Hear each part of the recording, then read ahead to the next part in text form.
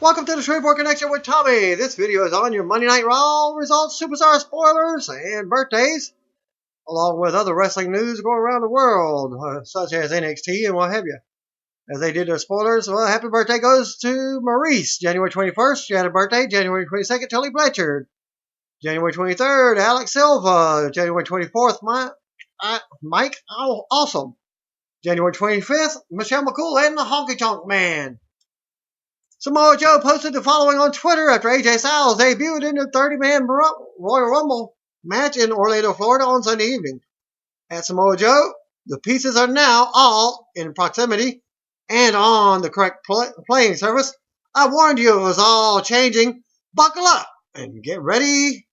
Hashtag 2016. Cody Rhodes posted on the following on his official Stardust Twitter account, indicating that the bizarre WWE character may soon be coming to an end. At Stardust is coming to an end.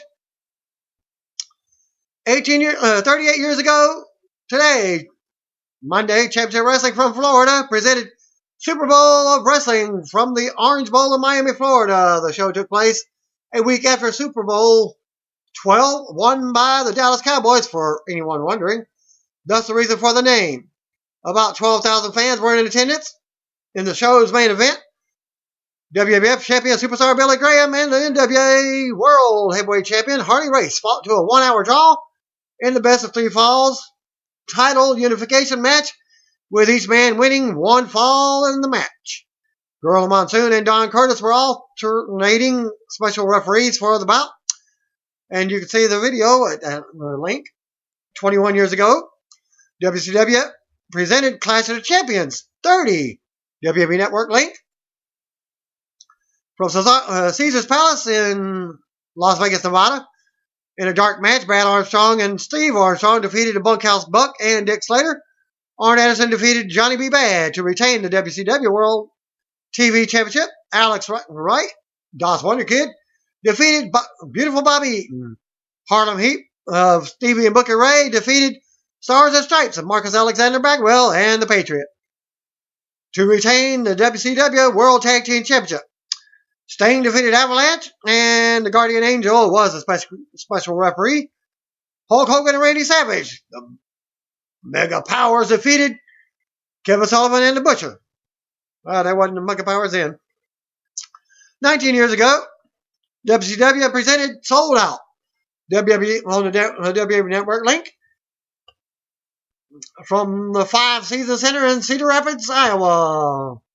5,120 were in attendance, with 170,000 homes watching on pay-per-view. That's a little less than half the number of homes for Starrcade the previous month. Buy rate for the show was seen at a disappointing, and the NWO exclusive pay-per-view was rebranded the next year as WCW NWO event, as this was an NWO pay-per-view. No member of the WC roster got their theme music played, and NWO referee Nick Patrick officiated all the matches on the show. As for the show itself, it's often cited as among the worst pay-per-views in wrestling history. The event was Wrestling Observer's Wrestler's Choice for the worst major show of 1997. And you can go to the link for that there. Masahiro Chono defeated Chris Jericho. Big Bubba Rogers defeated Hugh Morris in a Mexican death match. For those who don't know, that's former,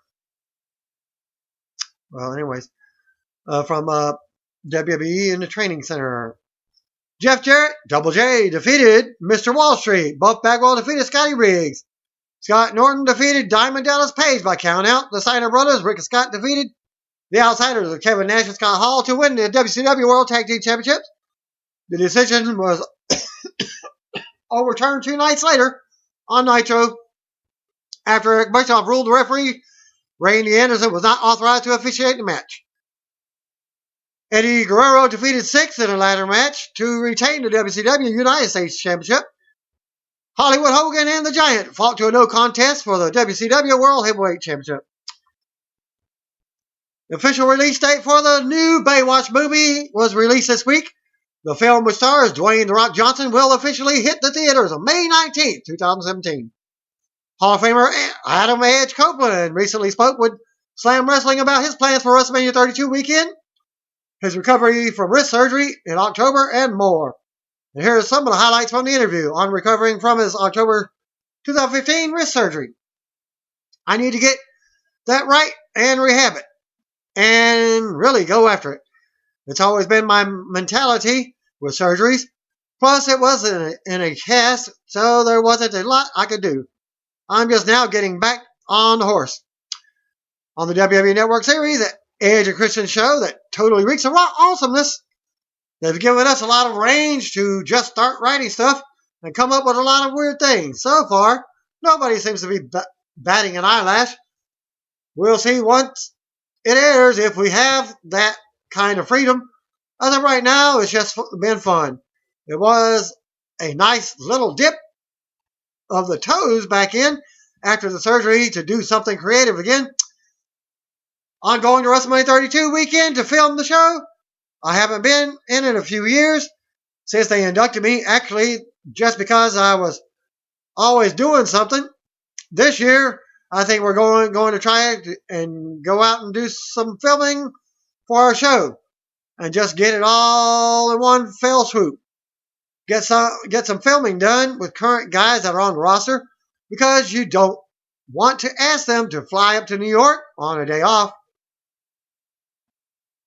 Cesaro recently spoke with PlanetAWrestling.com about his current condition, his WWE return, and more.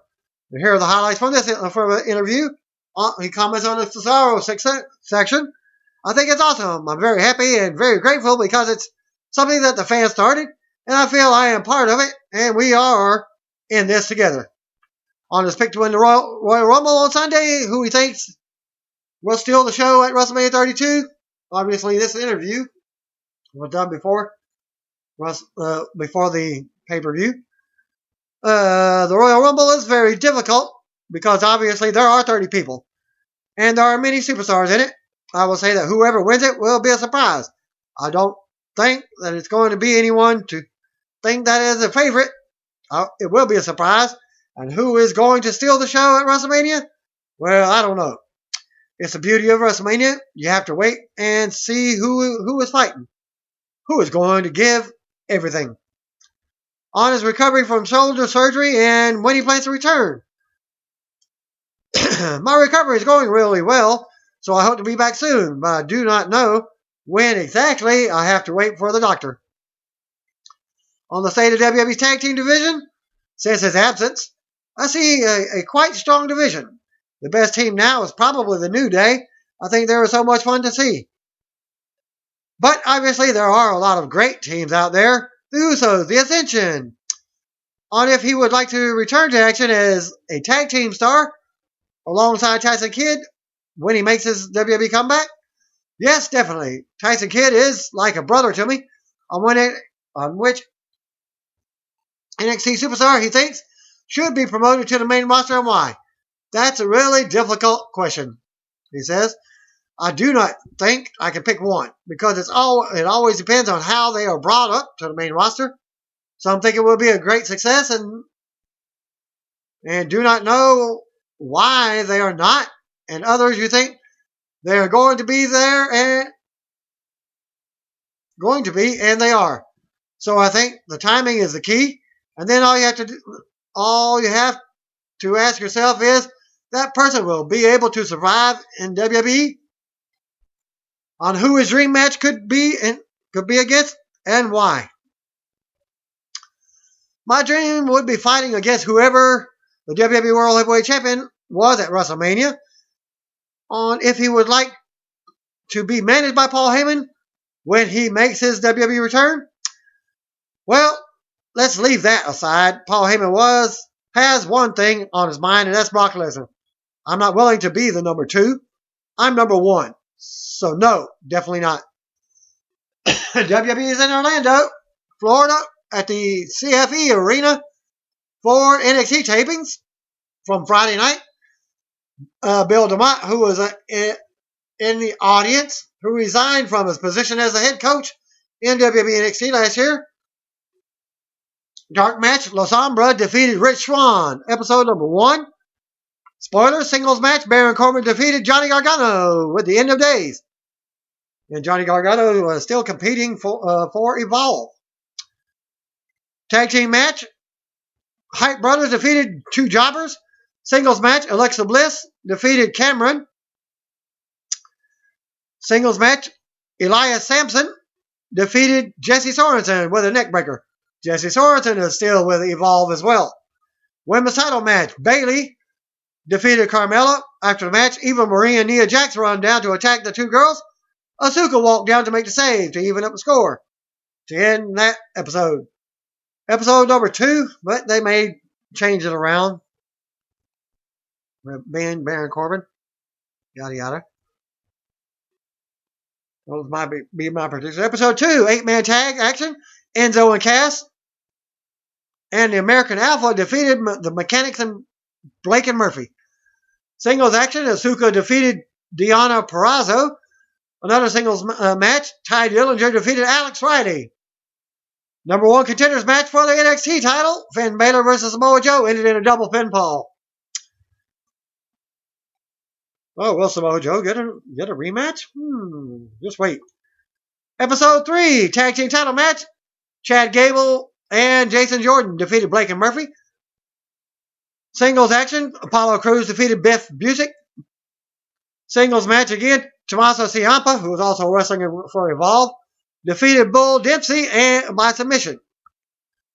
Tag team match, Nia Jax and Eva Marie defeated Carmella and Bayley.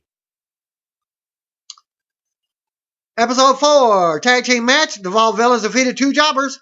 Singles action, Elias Sampson defeated Steve Cutler.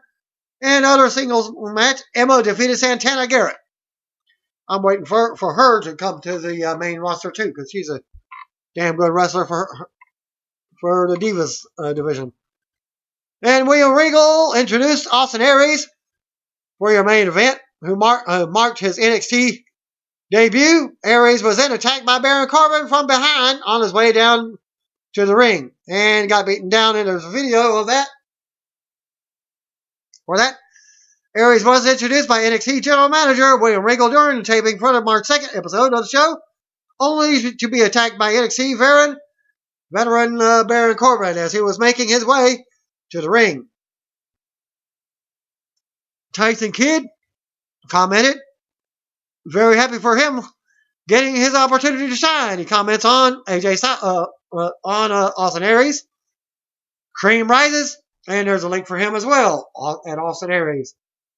Well, Austin Aries also retweeted back, wow, I was deeply touched and humbled by all the wonderful messages and comments I woke up today from friends and fans. Thank you all. And then he comments again, for all who've supported my career and helped me along the way, my sincere gratitude. I wouldn't be where I am today without any of you at Austin Aries. Joining at WWE and the WWE NXT brand is the accumulation of 15 years of working hard and sacrificing for something I truly love to do. And another tweet, however, if you know me, you also know that this is only the start of many great things ahead at WWE and WWE NXT.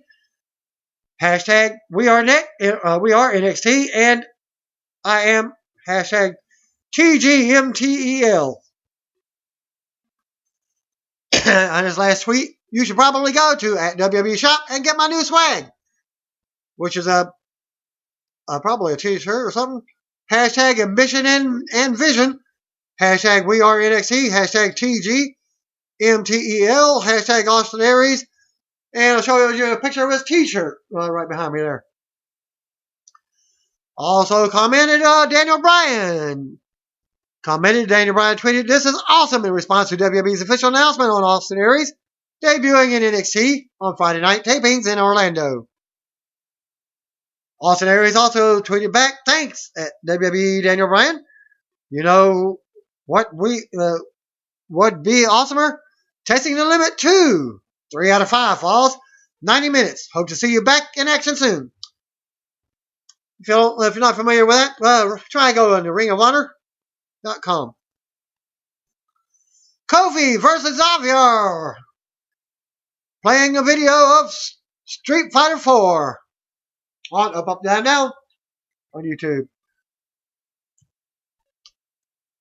Reaction to TNA airing their dirty laundry in public, namely issuing a statement on their website that AJ Styles, along with Carl Anderson and Doc Gallows, backed out of a deal to return to the company last month, has been fascinating.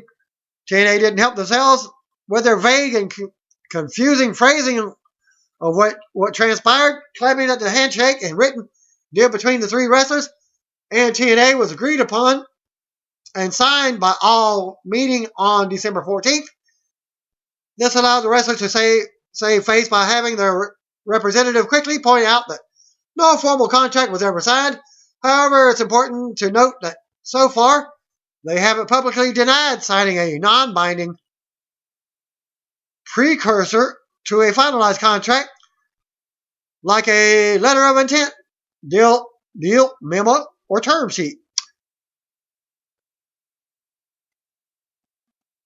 More on that story. Later, Styles' agent, Bill Barron's, he's the agent of all the guys, claimed that the negotiation between the two sides broke down due to TNA failing to present a finalized contract in timely fashion, and that the company was aware of other interests. However, TNA sources mainly maintain they were in the dark about the group's negotiation with WWE, and the trio suddenly broke off all communications in late December. Hence their unhappiness with how Styles handled their business. The latest on the story, according to Dave Meltzer, on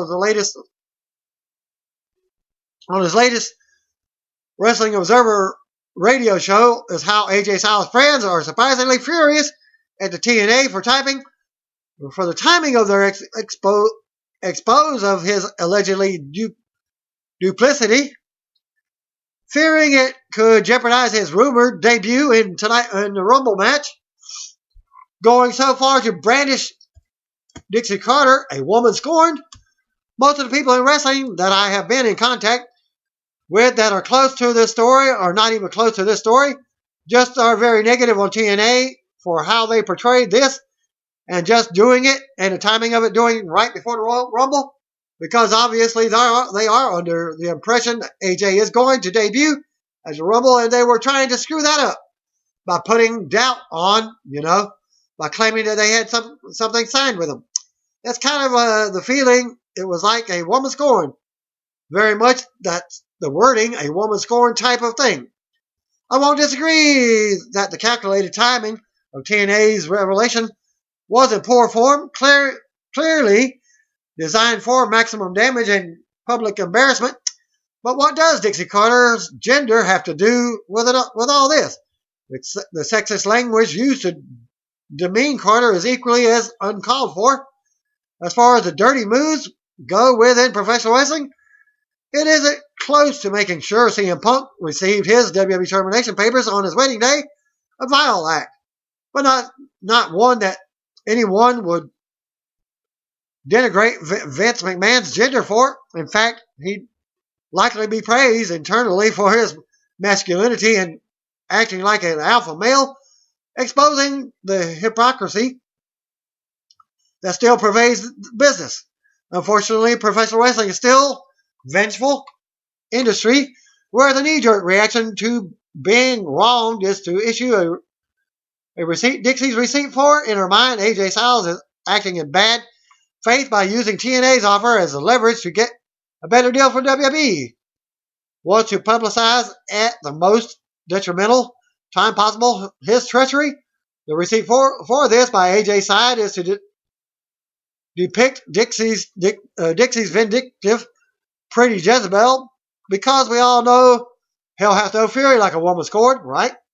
Yet the male leaders in this profession often act just as callously and spitefully, which somehow is forgiven by wrestling. Foremost journalist, when repeating his sources' exactly wording, sadly no party come out smelling like roses. In this, she said, miss. it just makes wrestling as a whole look bad, showing that both sides are likely playing fast and loose with the truth. Not just TNA. Styles' side is denying Mike Johnson's claim that the Bullet Club trio were unhappy with the relative lack of merchandising royalties paid to them from New Japan, despite Bullet Club t-shirts selling like hotcakes, which led to them seeking outside deals. However, Meltzer wouldn't go as far as to collaborate the detail that they were not happy with New Japan over t-shirt money, arguing that. I do believe that there were probably some unhappiness over the t-shirts, and I'll probably get a lot of heat for even saying that much. It's already been written because I had heard hints of that, but it was made very clear to me that when I say that, there's people who have denied that even that much. But the t-shirts thing and the idea that they wanted to leave, is bull crap.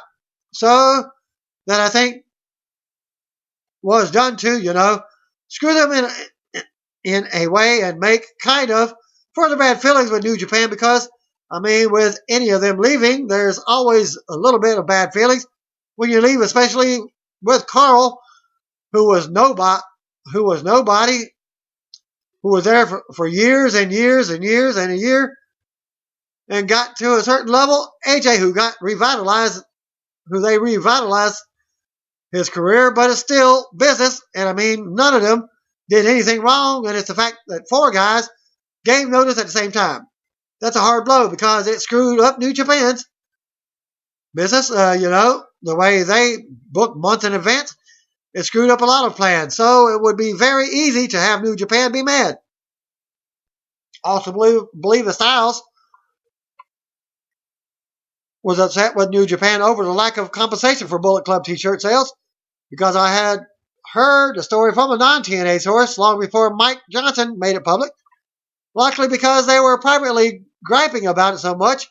It also seems incredulous at this point to portray the trio as not looking to leave New Japan full time, as they were actively negotiating with TNA for at least several weeks, and the evidence clearly suggested they then used that offer as negotiating leverage with WWE, not with New Japan.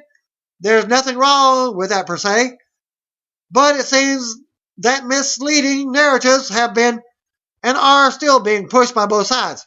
Although it's certainly understandable that Styles, Anderson, and Gallows want to maintain positive relations with New Japan in case the WWE run turns sour.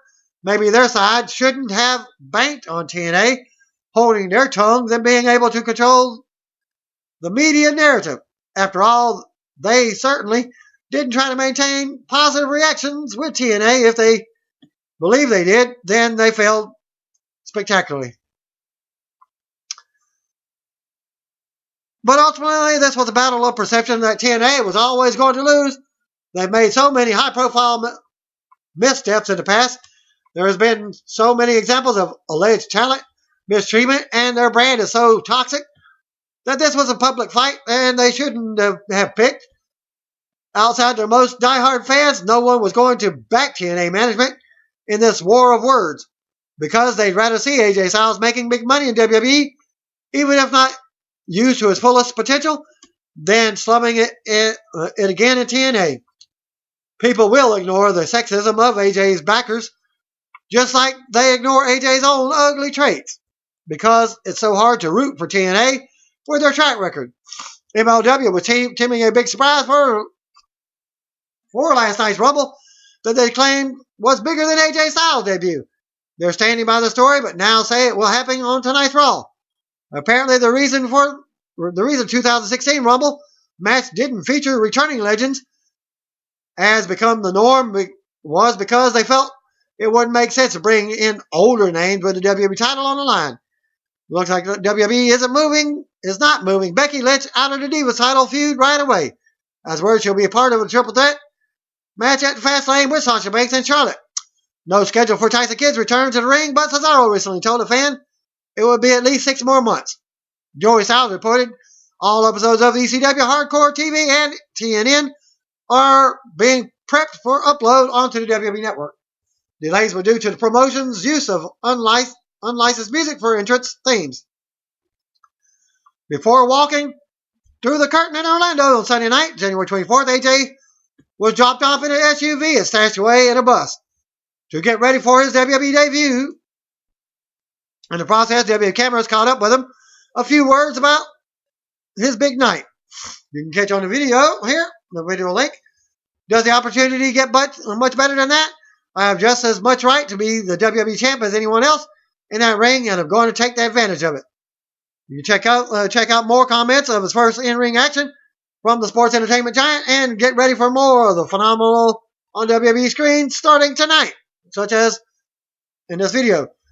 Bobby Roode revealed on Twitter that he will not be appearing at the January 22nd GFW live event, Poughkeepsie, New York, due to travel issues, bad weather on the East Coast. I apologize to Jeff Jarrett personally himself. Both GFW live events remain scheduled despite the huge winter storm hitting their area. Well, comments on the time in the match. Roman Reigns had 59 minutes 50 seconds in the Royal Rumble. Chris Jericho, 50 minutes 50 seconds. Dean Ambrose, 29 minutes 36 seconds. AJ Styles, 27 minutes 53 seconds. Luke Harper, 23 minutes 40 seconds. Obvious issue here is Reigns spent most of the match in the back, not actually in the ring working. Jericho then is the righteous Iron Man, though the decision to leave him in for over 50 minutes is bizarre. He eliminated just one person that entire time, and the cameras missed it when it happened. Elsewhere, Styles was given a nice run in the match, and Harper is likely never going to get the credit he deserves for work he did while he was in there. In eliminations, Roman Reigns had 5, Braun Strowman had 5, Triple H had 4, Brock Lesnar had 4, and Luke Harper had 4. AJ Styles had 1. The most important. Well, worth noting that Strowman and Harper were credited with eliminating Lesnar after they were eliminated from the match themselves. There are no rules against that, by the way. Yeah, dumb as hell, but that's how WWE operates. Spoilers for Superstars. Stardust defeated Darren Young. Titus O'Neil defeated Tyler Breeze. And we are in Miami, Florida. Speaking of which, somebody lied on Twitter and other social media sites. Ric Flair promised that he would be bringing Lawrence Taylor in. Well, he didn't show up. And we got Michael Cole, Byron Saxton, JBL on commentary. Vince McMahon music plays, and he's on the way dancing with his daughter, Stephanie McMahon. Vince tells everyone to shut up. Stephanie says the people don't listen. Vince says it is the day after the Rumble, and he feels damn good. Vince says he does not care about anyone else. Vince says he is feeling good because Roman Reigns is broken. They broke Roman Reigns in 2, and it pierced his heart and yanked away his title. When you have adversity in your life, what do? Vince says most people do the same as Roman Reigns.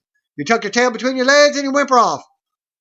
Once you are broken, you stay that way.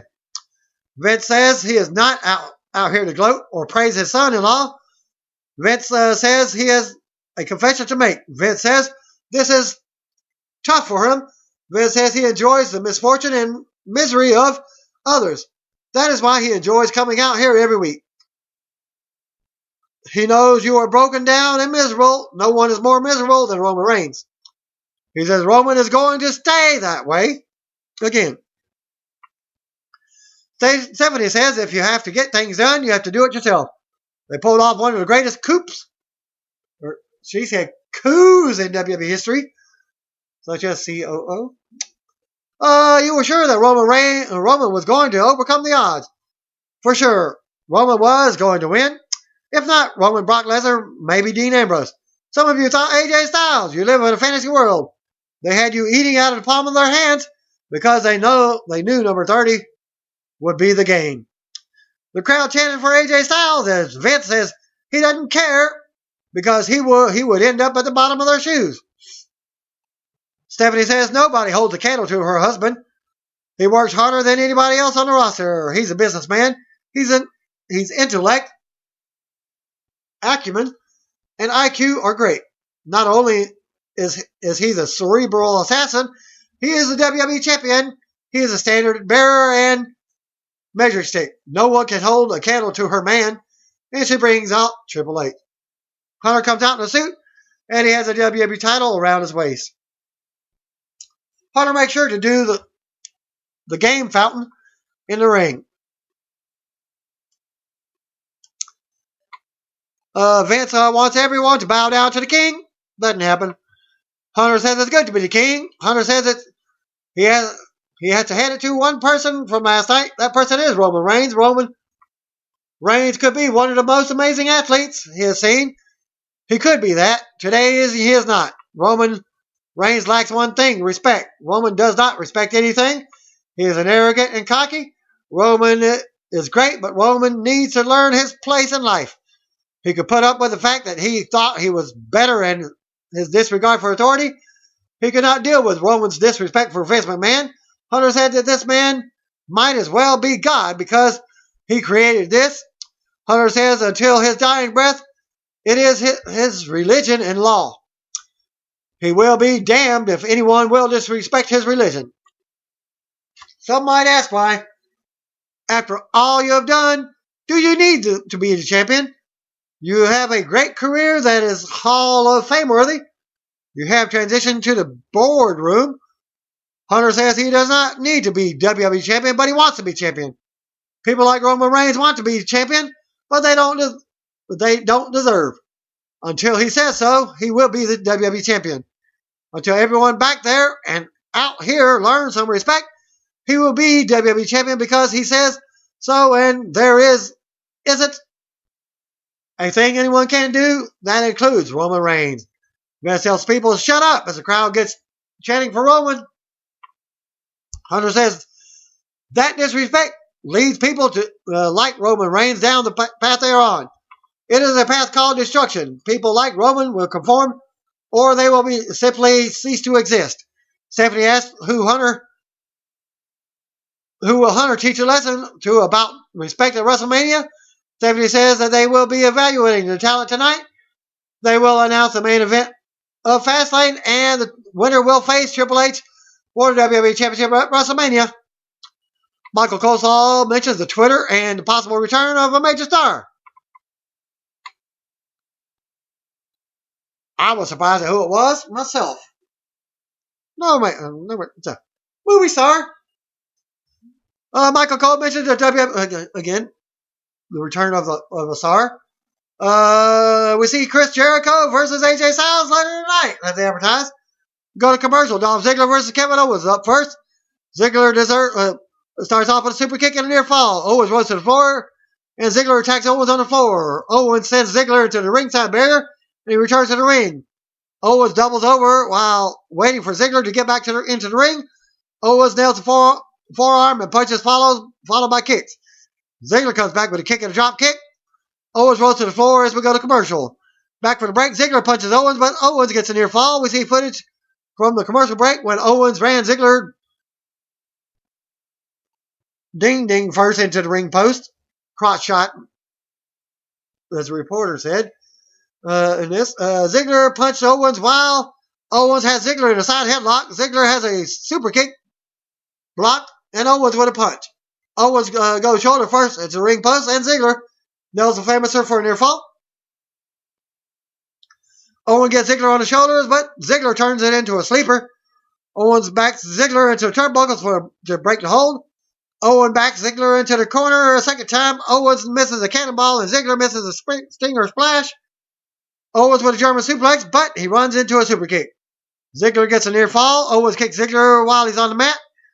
Ziggler punches Owens in the corner and connects with a knee. Ziggler tries to put Owens in the turnbuckle, but he cannot get Owens up at first. Finally gets Owens on the turnbuckle. Ziggler tries for a superplex, but Owens pushes Ziggler off the turnbuckles. Owens nails a boot to a charging Ziggler. Owens climbs the turnbuckles, and Ziggler climbs up top. But Owens crotches Ziggler. Owens with a pop-up powerbomb for the 3 count. Roman Reigns was walking in the back as JoJo stops to talk to him. She asks Roman about Vince McMahon's comments about Roman from earlier tonight. Roman says, these people are ridiculous. He tells JoJo to tell the chairman and the champ that he is here, and he is not leaving until he hears the announcement. We go to commercial back from a break. He said Curtis Axel and Bo Dallas and Adam Rose are already in the ring. He says they have some things they want to say. He sees Flo Rida in the crowd in the front row, and he says he shoved him around a lot. And the last time they faced each other, he tells Flo Rida to sit down and don't make him mad. Well, Adam says that Flo has made Heath angry. When the Red Dragon gets angry, he spits fire. Curtis wants to know why Adam calls Heath a Red Dragon. Bo suggests that Flo come into the ring to face the four Super Friends. He tells Flo that he does not want to hurt him, but he will embarrass him. He suggests a rap battle. Flo asks if Heath wants to challenge him. He says it will be Bo Rida. Bo does his rap, and 3 people like it. Bo says that Flo has to be embarrassed to be named after this horrible state. Bo finishes and he drops the mic. Thinks he won after that. Flo responds and raps directly to Heath. Flo ends his rap by saying, welcome to Dudleyville, as the Dudley boys come from the back. Bo Dallas and Curtis Axel with Adam Rose and Heath Slater versus Bubba Ray Dudley and Devon Dudley with Flo Rida in the corner. The match is joined already in progress with an Axel with a side headlock on Devon. Bubba tags in and they hit a double flapjack. Bubba gets distracted by Rose and Slater. That allows Axel to hit a northern lariat. Axel with a forearm to knock down Devon off the apron. Bo calls for the Bo train. And they see Flo Rida on the floor as they go the other way. Axel with punches in the corner followed by a kick. Bubba is sent into the turnbuckle and then Bo tags in and kicks. And then he kicks Bubba. Bo with a neck breaker and he gets a near fall. Devon and Axel tag in. Devon with a clothesline. Devon with a flying shoulder tackle. Followed by a neck breaker and a diving headbutt. Normal Devon moves. Devon belly to back suplex combination. Rose gets on the apron and Bubba knocks him off. Slater goes on the apron. Flo throws Slater into the ring. And Heath cannot believe what just happened. Flo teases a punch and Slater turns away and he turns into a slam from Bubba. Devon goes up top for the what's up headbutt. Despite the fact that Slater is not part of the mat, Axel waits to charge at Bubba and Devon, and they hit the 3D for the 3 count. Renee Young is interviewing an interview with AJ Styles. Renee asks AJ about his WWE debut and his Raw debut tonight against Chris Jericho. AJ says he didn't just make headlines last night. He turned the WWE Universe upside down. Chris Jericho interrupted and he says he knows who AJ is. He has been waiting for AJ to come to the WWE. He is the hottest free agent. He has done a lot around the world and won a lot of championships, but you never won here. You get to make an impression tonight against the 6-time world champion, Chris Jericho.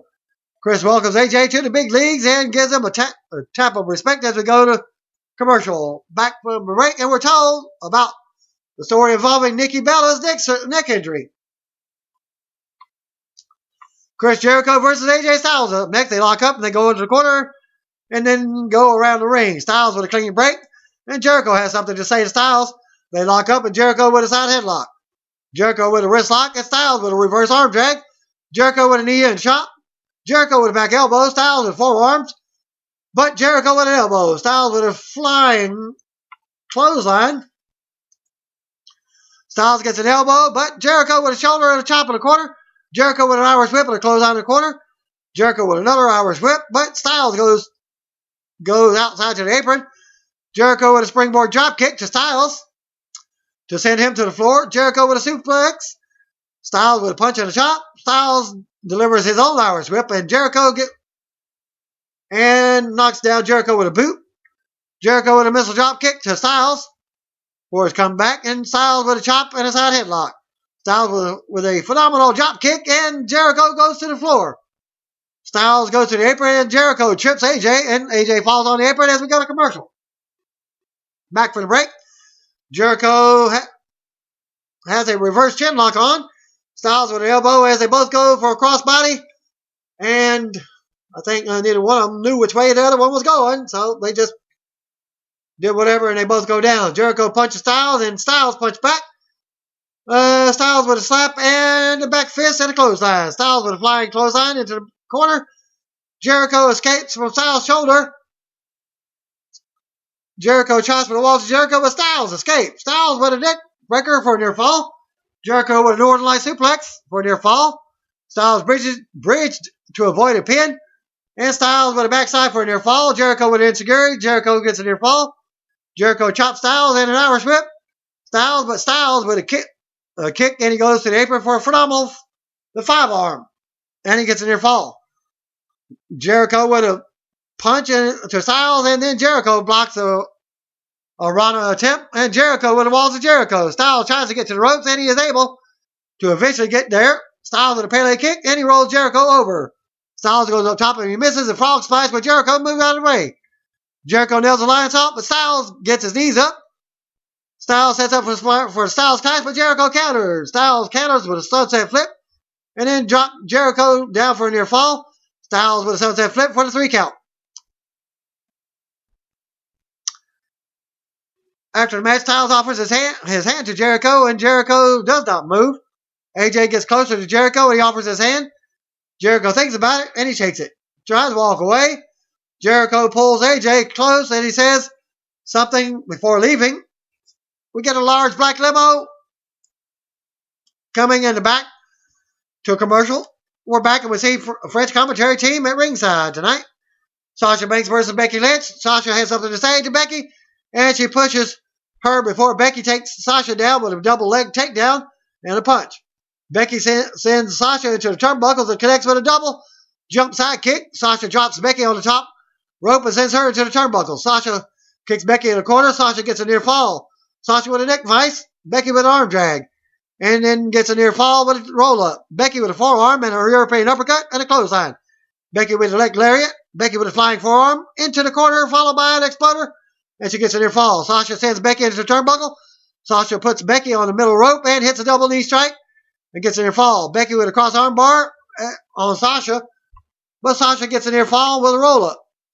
Sasha sends Becky into the ropes, and Sasha with a lung blower and bank statement, but Charlotte breaks up the hold, and the referee calls for the bell disqualification. Winner by disqualification, Sasha Banks. After the match, Charlotte attacks Sasha and sent her to the floor. Charlotte goes after Becky, and this suplexes her. Sasha goes after Charlotte, and Charlotte fights back and hits the bow down to the Queen. Goldust is looking for R-Truth in the back, and he finds his headphones in his bag, in R-Truth's bag. Truth shows up, and Goldust is saying he is looking for him. Now that the Rumble is over, Goldust says he is in search of a new partner.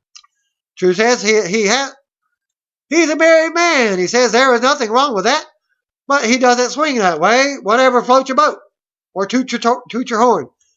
Truth says he has to go and tells Goldust to be good. Goldust says he meant a tag team partner. He talks about the Golden Truth tag team name and then wonders why he puts his foot in his mouth. Commercial break. Kane versus Bray Wyatt was up next, with Luke Harper, Braun Strowman, and Eric Rowan in the corner.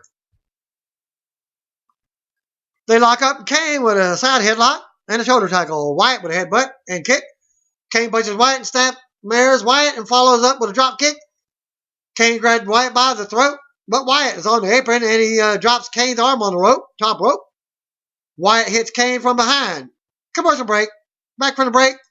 Wyatt has him in a reverse chinlock. What is this? Would come back for a commercial with a reverse chinlock on.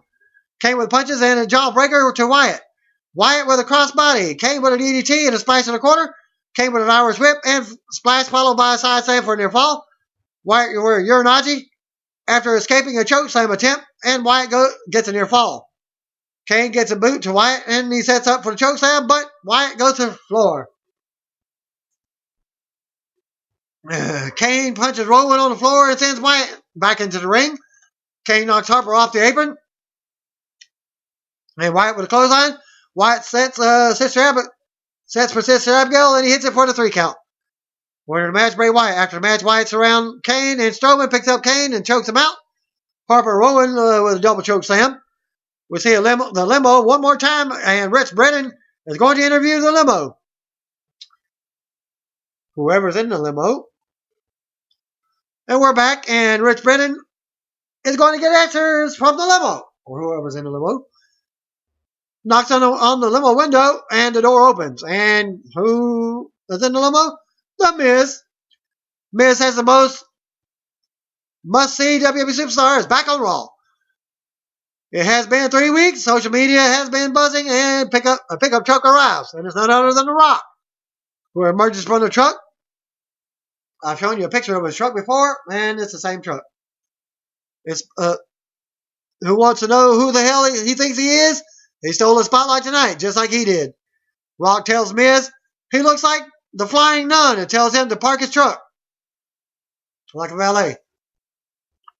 Rock walks through the back and he sees Big Show. Rock says, "It is crazy he ran into him."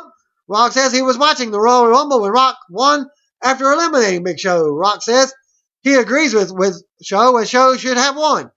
Rock says that the director of Money Returns said that the winner of the Rumble was going to be the cast as a Scorpion King. You could have been the one hunting down Vin Diesel or saving her family in the world's biggest earthquake. Rock says, such as like. Show breaks the laptop that he has when Rock arrives. And Rock says, "That is awesome." Rock tells Show he loves him, and Show says he loves The Rock. Rock stops and he says he is coming, but he has to talk to Lana. Rock says, "It's been a long time. It was in Brooklyn when it was them and Rusev. Then you came to his hotel and surprised him. You said you didn't want to be with Rusev anymore." Rock says that he wanted to talk, but she brought out the wine and then they got drunk. Then he says they did those exercises. Well, she's all happy about it. She taught him the Russian one-leg vacuum, and up walks Rusev at this time. And also says something about he taught her the Wisconsin cheese ride. As Rusev is there, Rock asks if they are still together. Lana tells Rock they are engaged. Lana says Lana will be an amazing wife, and Rock tells Rusev that Lana is flexible as hell. Rock says hello to Pat Patterson as he talks about his day of training and filming Ballers. And then Rock shows the gorilla position as he asks Miami if they are ready. They're not very loud. Rock says, "Tell us that finally. Are you ready?" Finally, The Rock has come back. Wait for it. Home. Rock finally makes his way to the ring. Rock asks if you're ready for WrestleMania. Rock points out if it's live and he wants to know if they're ready for WrestleMania. Rock says everyone is ready for WrestleMania. Rock mentions that JBL, Michael Coleslaw, and the other black dude, doesn't know his name, is ready. Rock says at this time that they go off the script. Rock goes to ringside and sees the fans who were moved from the rail because they were dressed as Undertaker, Hulk Hogan, and Randy Savage. Rock says that the weed in Miami must be good. Rock asks if they are ready for WrestleMania again. Rock wants to talk about tonight. Rock is interrupted by the New Day. Xaviar tells Rock to relax a little. He tells The Rock that the black guy he does not know is Byron Saxton, and he is the best announcer. But that is not saying much. Kofi suggests that The Rock talk about the black guys that Rock knows, the New Day. 3 men who whooped the Lucha Dragons, the Dudleys, men from your era, and last night, putting the whooping on your cousins, the Usos. They hit the Usos so hard that when they walk north, they look south. And that got a laugh from all 3 members of the New Day. Only nobody laughed from the crowd. Kofi said that they were trying to say that the New Day is representing. You call yourself the People's Champion. but he doesn't see any gold. Where's your gold? Is it under your shirt? Kofi says something. Who has gold? Who has gold? It's Big E. Big E says that Kofi has gold. Xaviar points out that Francesca too is made of gold. Xaviar says that they are the WWE World Tag Team Champions. Big E tells Rock that he looks like a man who does not eat his Bootio cereal. You're a pretty smart man, just like LeBron James, who moved from Miami to Cleveland. You went from this dumpster fire of a town to Hollywood, taking the money, and you got the hell out of here. Big E says that The Rock says he did it for the people, but he did it for the paycheck. He says that they already knew that they got him because the New Day rocks. Big E asks for the rebuttal, and he tells the sign guy to quiet down. Rock says that he knows exactly who you are. You are the WWE Tag Team Champions. You are extremely entertaining. The thing that is amazing is that you were entertaining when you were wearing llama penises on your head. Xaviar explains they are unicorn horns. Rock says they are corns. He says you look like 3 chocolate cornholes. Rock says Big Mama did not like that. He says you are so big and so strong that it is like the Incredible Hulk banged your Urkel. Rock says that this is a ring and those are ropes. Why don't you walk down and jump in the ring so he could shove that trombone up all 3 of your candy asses? Big E calls for a champion's huddle, and it does not involve The Rock. Rock says they look like 3 unit bitches in a circle. Xaviar asks if everyone wants this to get real. He says you don't deserve it, so goodbye. Rock wants things to be whoa down. He does a little whoa stitch. He knows that they are not used to seeing The Rock out here. Rock says he has a plan upon plan. Plan A didn't work. Plan B always works. Xaviar says that he got snipped, so Plan B is not necessary. Rock says Plan B is family. The Usos attack the New Day and Rock with a rock bottom to Big E. Kofi gets a Samoan drop. Xaviar is hitting to the ring and he turns around and gets a double spear. Followed by a spine buster and then the people's elbow drop. Rock says that they will see you at WrestleMania. Brie Bella and Alicia Fox versus Paige and Natalya was next. Natalya and Alicia started things off, and Natalya with a waist lock. But Alicia with head scissors. Alicia with a kick and a tag. Brie with a clothesline for a near fall. Brie with a chin lock and sends Natalya to the mat and gets a near fall. Brie with a kick to the chest.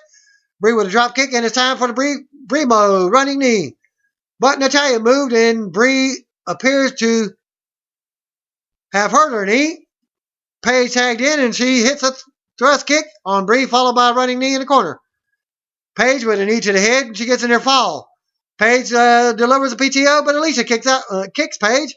Natalya with a discus clothesline as they go to the floor. Paige with a rampage for the 3 count. We're told about WWE partnership with the Boys and Girls Club. There we see the event that took place in Miami earlier today. We go to commercial. I'll give you more info on that on my SmackDown video. We're back, and The Miz says he is so sick of being interrupted. Whether it's Miz TV or The Rock or Kalissa's music interrupts. Miz, and he makes his way to the ring. Miz versus Kalissa for a non-title match. Miz attacked Kalissa when he has his back turned as the bell rings. Miz with a kick, and Kalissa with an Irish whip and a shoulder in the corner. Kalissa with a kick to Miz and head scissors to take him down. Kalissa with a suicide dive on the Miz on the floor. Kalissa sends Miz into the ring, and Kalissa with a crossbody for a near fall. Kalissa with a side headlock.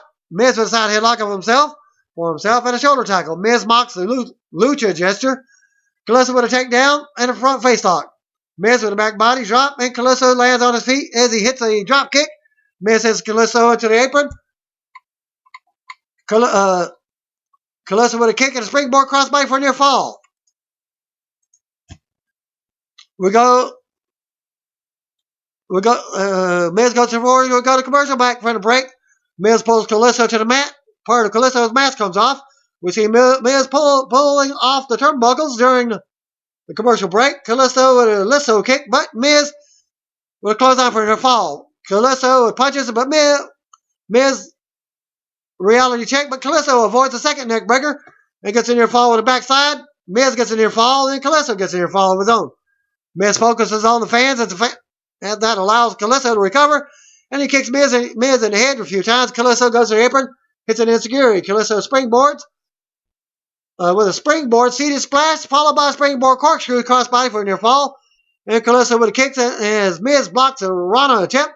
Kalisto lands on his feet, and Miz hits a DDT. Miz gets a near fall. Miz sets up for the skull-crushing finale, but Kalisto uses ropes and nails a Salida del Sol for the 3 count. Rusev and Sheamus with Wade Barrett, Alberto Del Rio versus Roman Reigns and Dean Ambrose. Reigns and Sheamus start things off. Reigns with kicks and punches. Referee warns Reigns and Sheamus with punches and European uppercut. Reigns with a clothesline. He tags in Ambrose. Ambrose with punches and a drop kick. That sends Sheamus against the ropes. Reigns tags in and hits a flying clothesline. Ambrose clotheslines Rusev over the top rope to the floor. Ambrose goes up top, hits an elbow on Rusev and Sheamus as we go to commercial. Back for the break. Sheamus is another reverse chinlock commercial break. Return and Reigns followed by an elbow to the head. Reigns gets to his feet and punches Sheamus. Sheamus with an Irish whip and a shoulder into the corner. Reigns with a clothesline and both men are down. Ambrose tags in and hits a running forearm to Sheamus, followed with a flying crossbody and punches. Ambrose with a running forearm to Sheamus, and then Ambrose with a back body drop to send Sheamus to the floor. Ambrose with a suicide dive. Barrett grabs Ambrose's legs and pulls Rusev. And Barrett grabs Ambrose's leg and Rusev pushes Ambrose off the turnbuckles. Ambrose is set into Yeatonville. Rusev tags in and sends Ambrose into the apron and then into the ringside barrier. Rusev sends Ambrose into the ringside barrier. Again, Rusev goes for the third row into the ringside barrier. Ambrose is sent back into the ring and Rusev gets a near fall. Rusev with a gut wrench suplex and he gets a near fall. Sheamus tags in and he kicks Ambrose. Sheamus nails a Uranagi backbreaker and he gets the second one.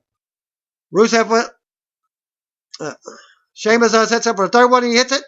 Gets a near fall. Sheamus with a reverse chin lock. Ambrose goes to make it to the corner, but Sheamus catches it and sends him into the corner. And Sheamus with a clothesline. Rusev tags in and hits an elbow drop. Rusev with another elbow drop. Rusev with a headlock, but Ambrose with a belly to back suplex gets out of the hold. Ambrose goes to the floor. Rusev follows after him. Rusev sends Ambrose onto the apron and Sheamus tags in. Sheamus sets up for the forearms across the chest and he adds shots to the kidneys. Sheamus has a punch blocked and Ambrose with punches, sending Ambrose back to the floor. Sheamus taunts Ambrose and sends him back to the ring, but Ambrose rolls on the apron and closes on Sheamus. Del Rio helps Sheamus into the ring, but Reigns and Rusev tag in. Reigns with a clothesline followed by a roll up and a kick to the head. Reigns pushes Sheamus to the floor. Reigns sends Rusev over the top rope to the floor.